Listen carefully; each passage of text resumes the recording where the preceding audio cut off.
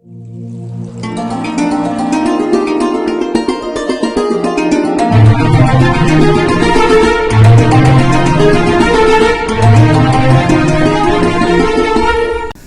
and welcome to PGurus channel. I'm your host Sri Iyer. Rajiv Malhotra ji does not need any introduction. So I'm going to jump right into the topics. Rajiv ji, welcome to PGurus channel. Welcome. Thank you so much. Namaste. I'm glad to be here.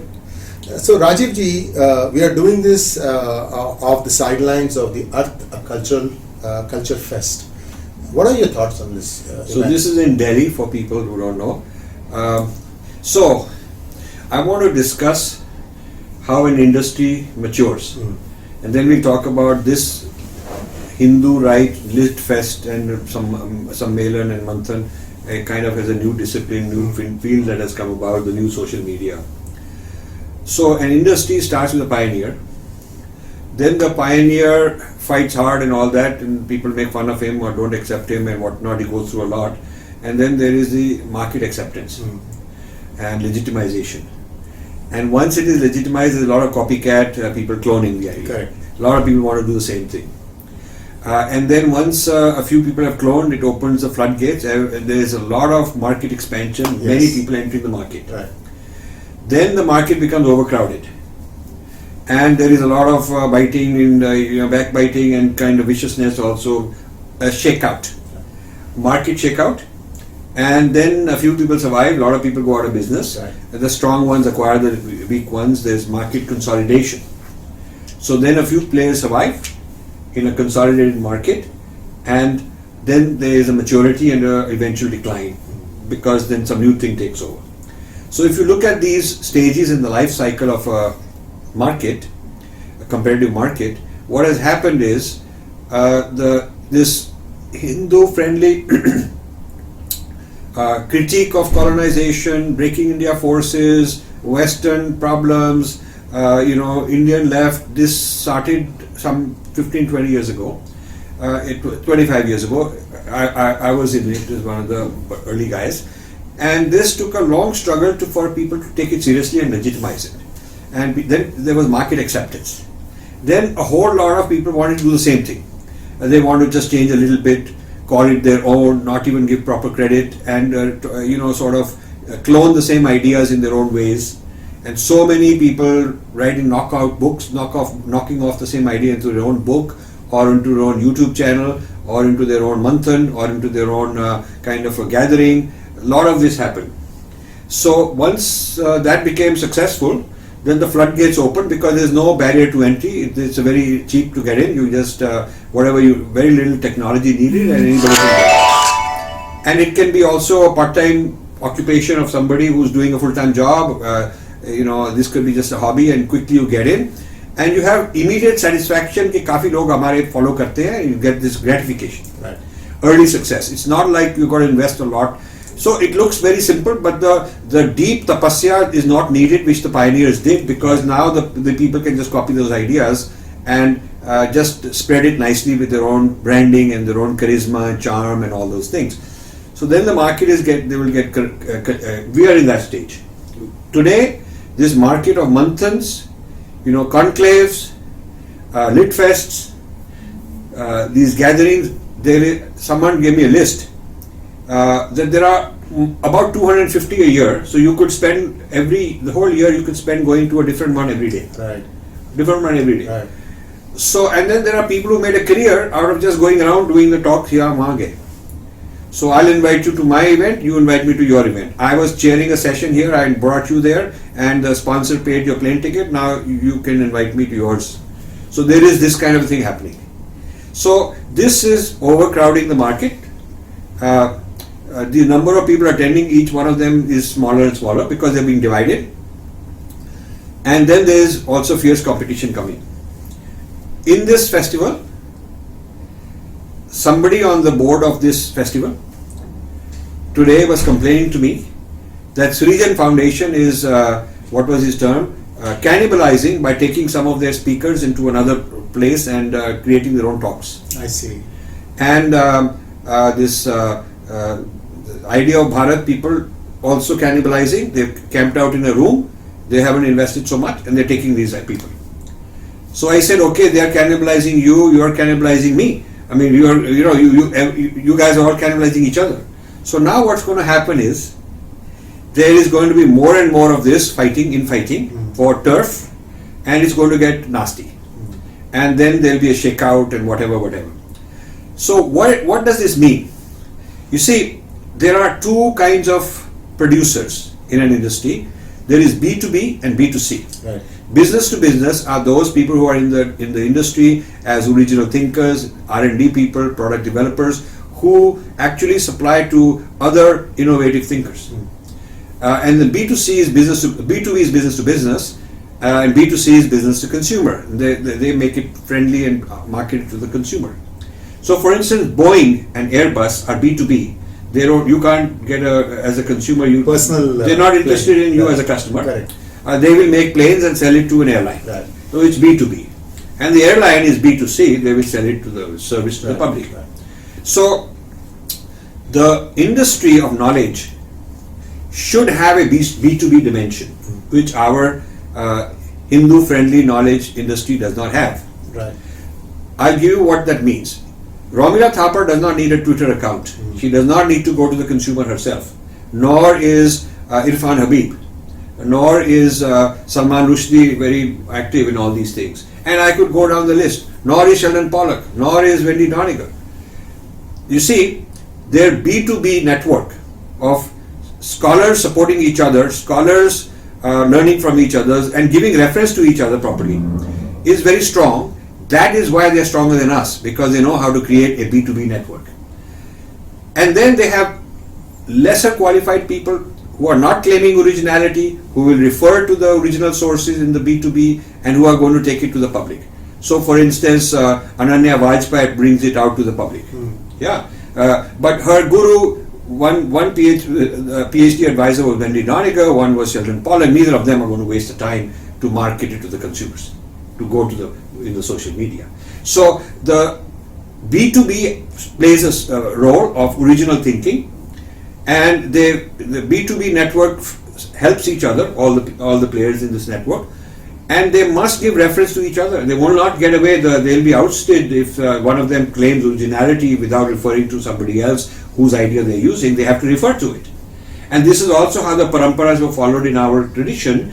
All the commentaries on a topic refer to who they're commenting on and who that guy was commenting on. So back to the original source, and all the sequence of commentaries is quoted. It is part of the tradition, and when you learn the whole parampara of who followed whom, who argued, who did what, how the knowledge is derived and enhanced is recorded.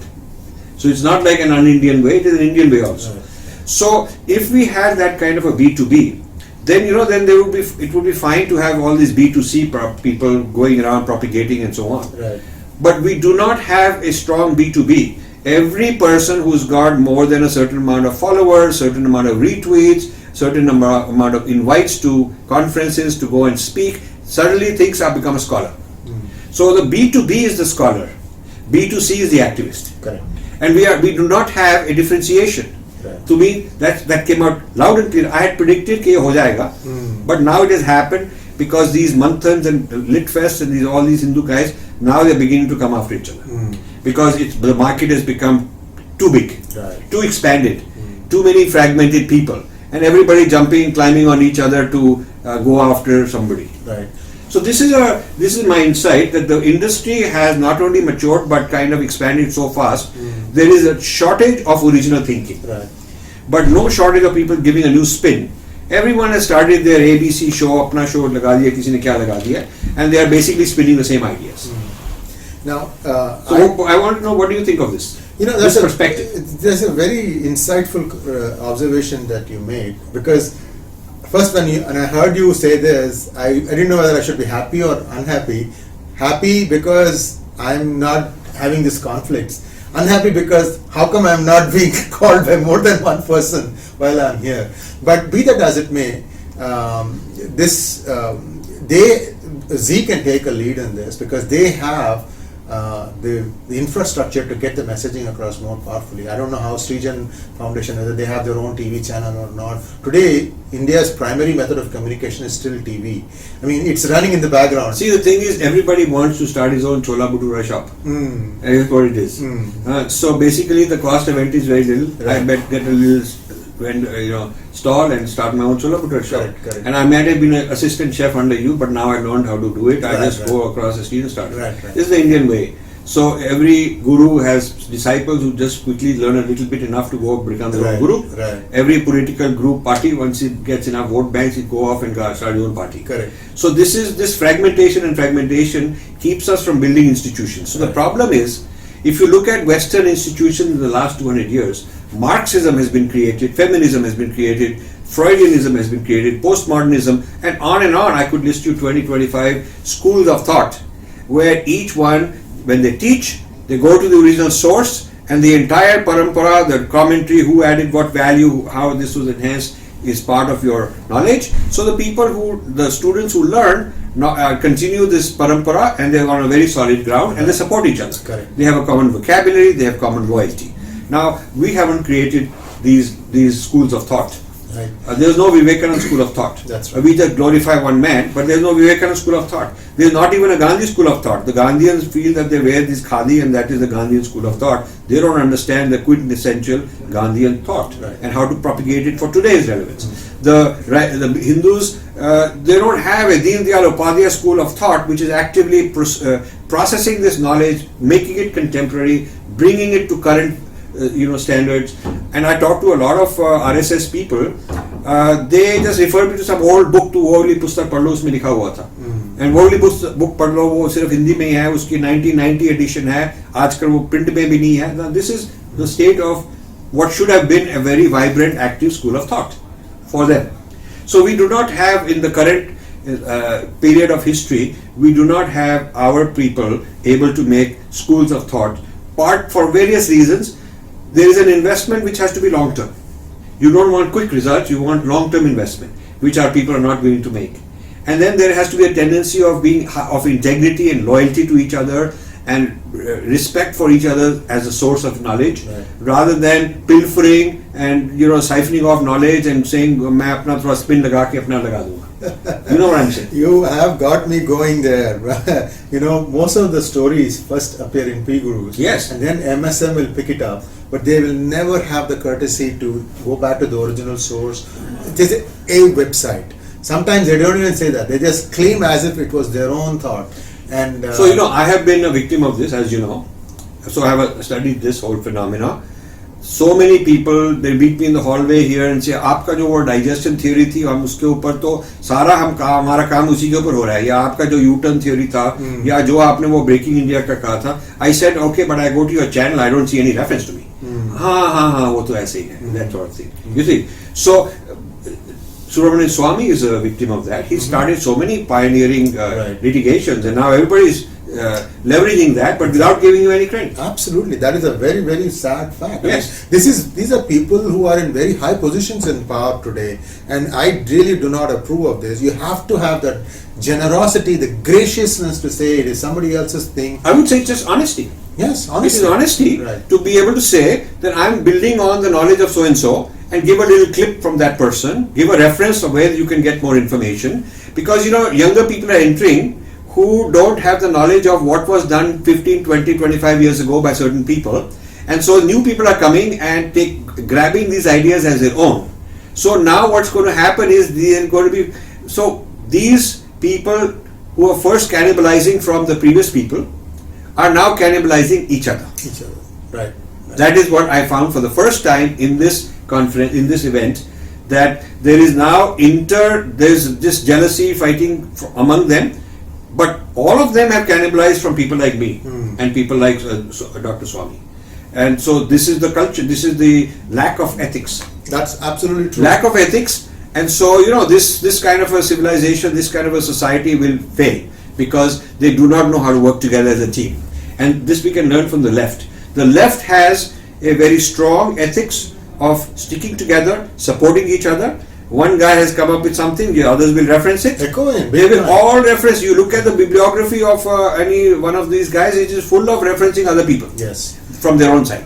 You bring up an excellent point. I always credit my source. If you look at any article in PGurus, we are using a reference. There is a detailed reference with the link. They can go and click on that to get additional perspective on the topic. There's nothing wrong in And actually, it doesn't harm you. It helps you because it shows you've done your homework. Exactly. Exactly. If you look at my books, in the back there is so many hundreds of end notes and comments. It shows that I've done a lot of work. Yes. If I don't show that and make it look like ये सारा मेरा ही thought है, original मैंने कहीं से निकाला नहीं, so that is shallowness. Right. But people who are not secure in themselves, people who have not done the tapasya, Right. who want to quickly come up with a spin and make it look like it's their own, they are afraid of quoting sources. Correct. Not only, but then see, the thing is, since they don't have an original line of thought, Yes. this is a shallow thinking, Yes. short-term gain, and then long-term pain, because you'll be dubbed for what you are. People are going to find out that this is what you are. See, somebody take an idea I have and feel that उनको 20-25% समझ आ गया तो काफी है उनके लिए, then they take it to the market, but in a tough battle with the competitor they will not be able to argue. That argument will collapse, their argument will collapse. हमारे पर भी बदनामी आएगी, because people will think that this whole line of thinking has been rejected. Right. But what has been rejected is a shallow version of it. Right. So I think this is one of the insights that has crystallized in my mind in this conference. I have had this prediction for a long time that pioneers going to get, people are going to rip off your work, Right. then they're going to knock out lookalikes, and they're going to hide the sources. What I call digestion, वो internal Indians ही अब कर रहे हैं. Yeah. But now I have seen the market has matured to a point where these people are all also fighting against each other. ये इस यहाँ पर मेरे को I could see visible signs. So, Rajiv ji, recently you've been on JNU you have an assignment there now. You're visiting India frequently, and you're one of the most hardworking persons I know, and I derive a lot of inspiration from you, because some days there are days when you feel like, where am I going with this? And then I look at our conversation. Believe it or not, our conversation off and on, how you've gone through, and It kind of drives me to say, okay, I like doing this thing. I'm making a change. I'm making a difference in people's lives. And you have been at this for many, many years now. So what are your new projects? Where are they going? What are your thoughts? I know you never sit idle. You're always looking at something else to do. And where are you headed now? So, first of all, the JNU. So, let me tell you, I have been coming to the United States. I've lived in the US for 48 years. 49, and I have never missed a year I didn't come to India, and generally I've come 4 or 5 times. So I visit India anyway. With JNU, JNU makes no difference. As far as JNU is concerned, I have gone and given lectures, more than 10 or 11 lectures I've given in the past 15 years. So it has nothing to do with the visiting professorship. Visiting professorship is just, it really hasn't changed what I do. I get invited a few times to go give a talk. Today I'm giving a talk. So this will be the second time I'm going there to give a talk since I got my visiting professorship. So it is just a symbolic thing. It is not like I'm not teaching a class. I have no students. I'm addressing the student body of JNU as a visiting professor, which previously, without being a visiting professor, I was also doing. Right. Same thing. Right. So it's just a symbolic thing. But it's also a stamp of legitimacy. It is a stamp of, I think it is more the administration wants to bring in new kind of voices. Correct. To shake up to really have freedom of thought where you have alternate voices. Right. And that's all. And I'm going to give a talk today, and I want to welcome the left wing, the right wing, all wings, no wings, I don't care what wing, but talk about issues that should concern all the young people. Right. Like where are we going where is the youth going? What is their future? I want to talk about like that.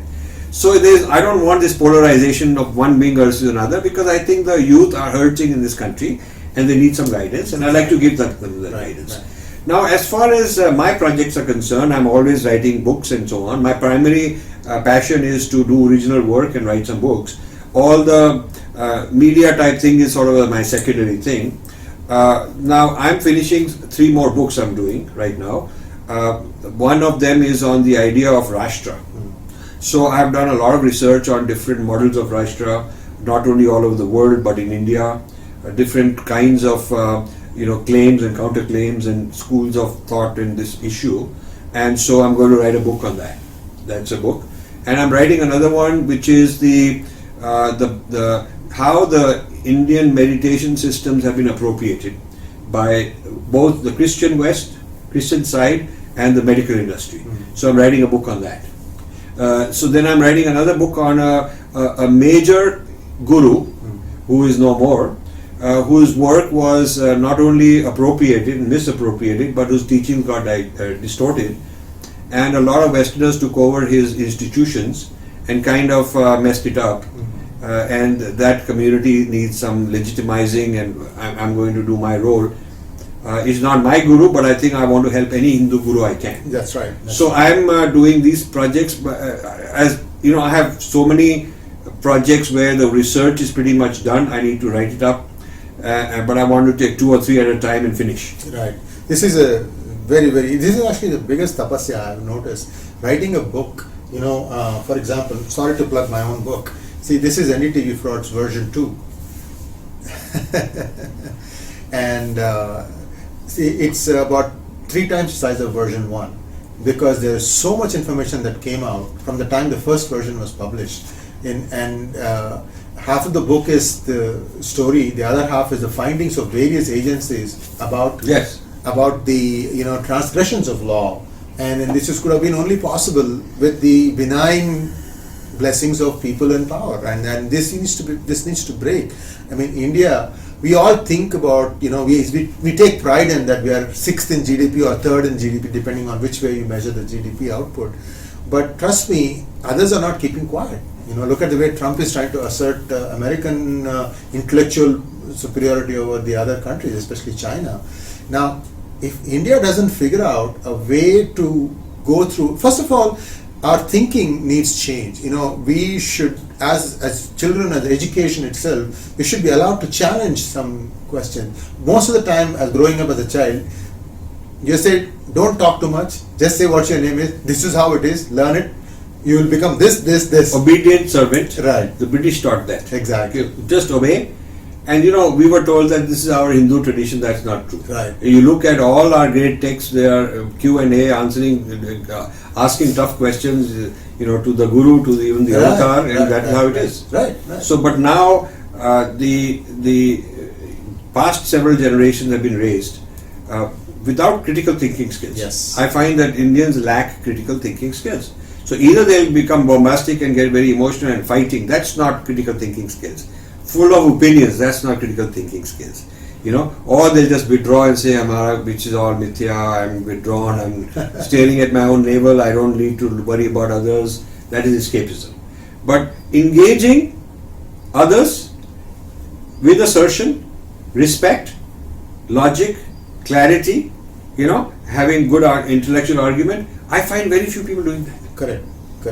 And I've been, part of many debates, and whenever a certain person is losing debate, usually that person turns personal, and then start attacking you as a person. The debate topic is lost to the winds, and this is actually a failing. You need to really stay on topic and argue people on facts, on tarka, the real tarka. We need to see that more often. Right. And I think young India, you don't have to take my word as gospel truth. At least read it and then try to understand. If somebody else has an opposite point of view, then make your own decision, which you think is your way. Right. And I think we need to have that critical thinking, what you are saying. That critical thinking is essential. That otherwise you will not become a complete person. Right. You'll always be looking to somebody else. Usne kya kiya? And I'll try to, wo kiya to theek hi hoga. Right. And that is not right, in my opinion. Right.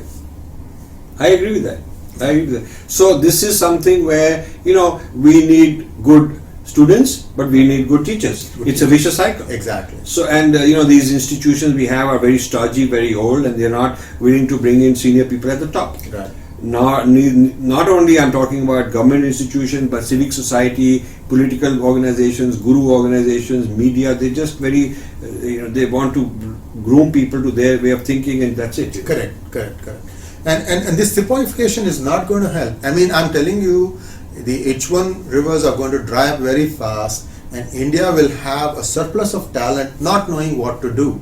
And we need to really make the sepoys to start thinking more and more like generals. That chasm has to be crossed. Well, the thing is, the labor arbitrage is over. Yes. Now other countries are selling the same labor cheaper than us. Yeah, Philippines. Yeah, Philippines and various other places. Yeah. And this the value added as just selling cheap labor is a very short term.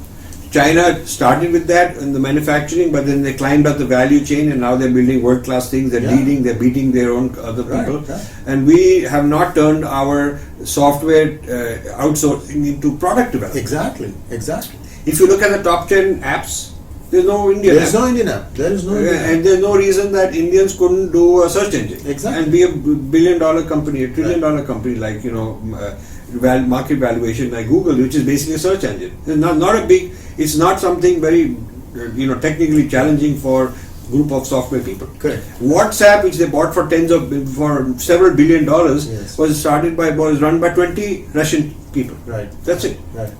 Bright guys. Right. The platform of Facebook is not some very daunting task in terms of software. Right. It is not a very big deal. Correct. I'm telling you that. Right. And then you take something like Uber, which is going to be market cap tens of billions of dollars. Exactly. When you look at the franchise all over the world, when you look at what the technology is of matching this with that and this, Right. it is not such an earth-shattering thing. No. It's Why not. are people not able to do this? Why weren't these done by Indian people? You can't say कि वे poor लोग हैं, हमारे पास billionaires हैं. Right. There are billionaires. Shame on the billionaires. They should have reinvested some of that money to create this innovation. Yes.